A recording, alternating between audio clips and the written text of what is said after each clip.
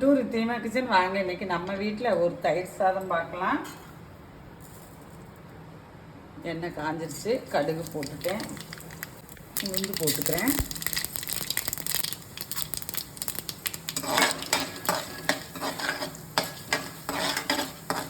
சாப்பாடு குலைவாக நல்லா வடித்து வச்சுருக்கேன். சாப்பாட்டை ரெடி பண்ணி வச்சுருக்கேன். நீங்கள் குக்கரில் ரெடி பண்ணுறதுனா கூட பண்ணிக்கலாம். நான் பானையில் வடிக்கிறதுனால பாதி சாப்பாட்டை மாற்றிட்டு பாதி சாப்பாடு தயிர் சாப்பாட்டுக்கு எடுத்துருக்கேன். பாருங்கள், ஒரு 1.5 ஸ்பூன் இஞ்சி போட்டுக்கிறேன். எனக்கு ஒரு ரைஸ் 1.5 டம்ளர் ரைஸு. இஞ்சி ஒரு பாதி இதாகிருச்சு, நல்லா மணம் வருது.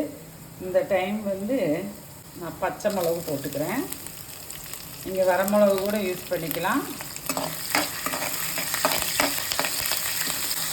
4 மோர் மிளகாய் எடுத்துருக்கேன். இந்த மோர் மிளகாய் தயிர் சாப்பாடு கூட நம்ம சாப்பிடும்போது ரொம்ப நல்லா இருக்குங்க.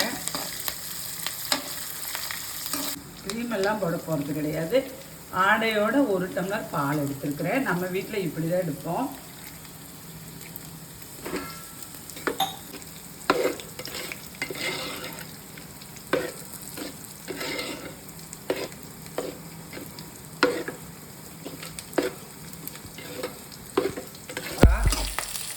கருவேப்பிலை, மோர் மிளகாய் எல்லாமே நல்லா பொரிச்சு வந்துருச்சு.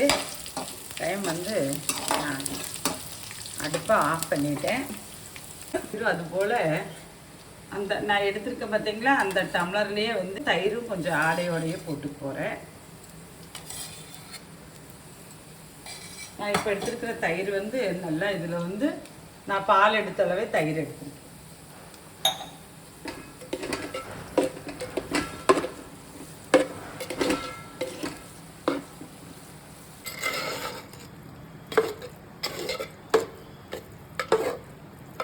பால் ஊற்றி நல்லா கலந்து விட்டுட்டேங்க. இந்த டைம் நான் உப்பு போட்டு போகிறேன். நம்ம தயிர் சாப்பாட்டுக்கே நம்ம பச்சரிசியில் செய்கிற மாதிரி, இது நான் புழுங்கரிசி தான் எடுத்திருக்கேன். பச்சரிசியில் தயிர் சாப்பாட்டுக்கே தனியாக நம்ம அதை சாப்பாடு ரைஸ் வேக வச்சு எடுக்கிற மாதிரி இருந்தால் அதில் கூட உப்பு போட்டு வேக வச்சுக்கலாம். நம்ம வீட்டில் நிறைய விதமாக தயிர் சாதம் செய்வோம். அதில் இது ஒரு விதமாக நல்லா கலந்து விட்டுட்டேன். இப்போ தாளிப்பு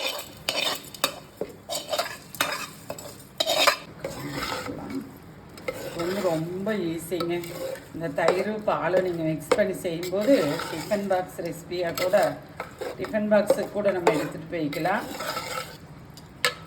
தயிர் அந்த டைம் கொஞ்சம் புளிப்பு கம்மியாக இருக்கிற தயிர் எடுத்துக்குங்க.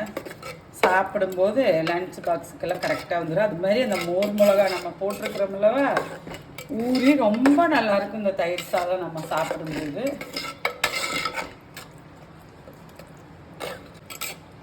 பாருங்கள், நம்மளுக்கு தயிர் சாதம் ரெடி ஆயிடுச்சு.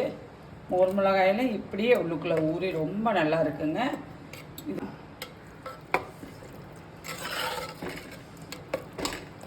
மல்லித்தலை போட்டுட்டேன். நான் மல்லித்தலையும் போட்டு கலந்து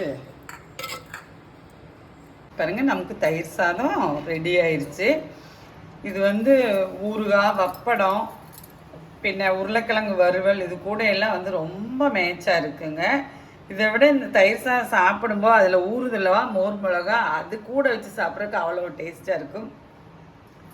நீங்களும் செஞ்சு பாருங்கள், செஞ்சு சாப்பிட்டு பாருங்கள். வாங்க நம்ம வீட்டில் சாப்பிட்லாம். நன்றி, வணக்கம்.